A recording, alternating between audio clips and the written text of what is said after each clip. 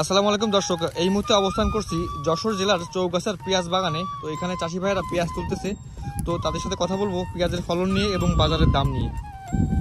এবছরে ইন্ডিয়ান পেঁয়াজ লাগবে না, আমরা যে পেঁয়াজ তৈরি করেছি খুব ফলন ভালো হয়েছে, খুব ভালো ফলন, পেঁয়াজও ভালো হয়েছে। ইন্ডিয়ান লাগবে না, ইন্ডিয়ান এসে আমাদের আরও ক্ষতি হচ্ছে।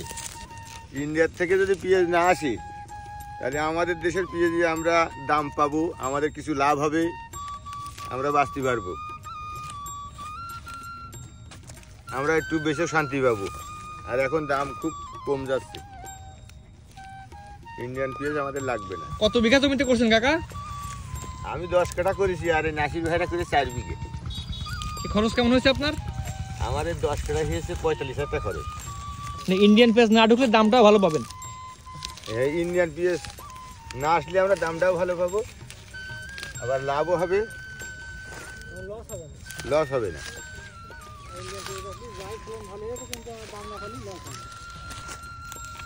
এই পেঁয়াজ কাটার পর কি শুকাতে হয়?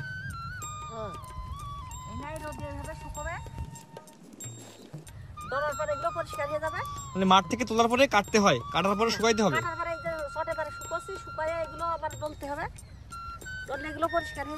তারপরে বাজারে নিতে হবে। তো ফলন কেমন এবছর কাকি? ইন্ডিয়ান পেঁয়াজ লাগবে? না না, ইন্ডিয়ান পেঁয়াজ লাগবে না আমাদের। ইন্ডিয়ান মনে আসলে আমরা বাংলাদেশের গুলো খাবে কি? দামও কম পাওয়া যায়। হ্যাঁ, এমনি তো দাম। ওই যে বাবা, আমরা পেঁয়াজ তুলতেছি, এই পেঁয়াজ এখন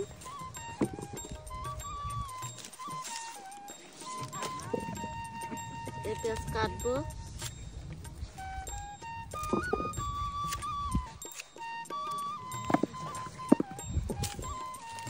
কাটিয়ে এই পেঁয়াজ এখন এই যে কাটলাম, কাটি এখন এই যে ঢাললাম, এই এখন শুকাবো।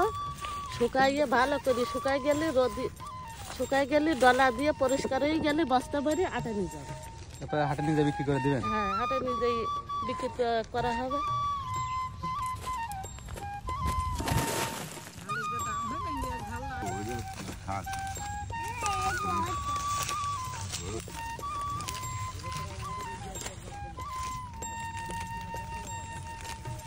কাকা